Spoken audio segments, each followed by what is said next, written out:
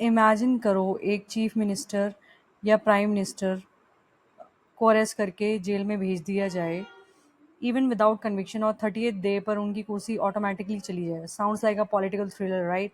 लेकिन ये एक रियल प्रपोजल है 138th कॉन्स्टिट्यूशनल अमेंडमेंट बिल का। अभी तक जो भी लॉ हैं कॉन्स्टिट्यूशन के आर्टिकल 102 और 191 के अंडर, एक एमपी या एमएलए को डिस्क्वालीफाई तब किया जा सकता है जब उनको किसी क्रिमिनल कन्विक्शन में मिनिमम 2 साल की पनिशमेंट दी जाती है। मतलब सिर्फ अरेस्ट होने से आपका पद नहीं जाता।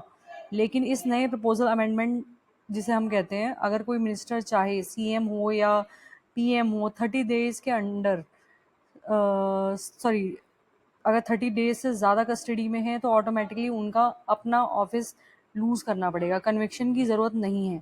ऑपोजिशन लीडर कह रहे हैं कि ये एक नियो फैशिस्ट स्ट्रैटेजी है, क्योंकि अगर सिर्फ अरेस्ट के बेसिस पे कुर्सी चली जाएगी तो रूलिंग गवर्नमेंट तो अपने अपोनेंट्स को कभी भी टारगेट कर सकती है।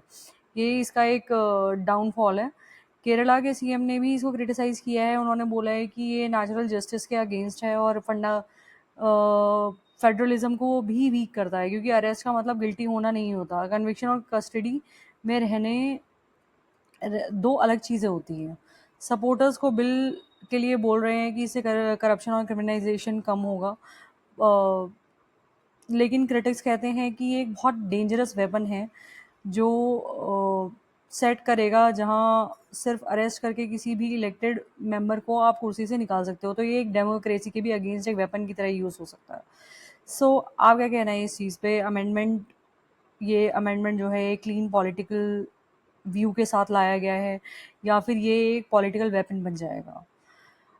So follow Law with Jyoti for to understand the law in India simply through my videos.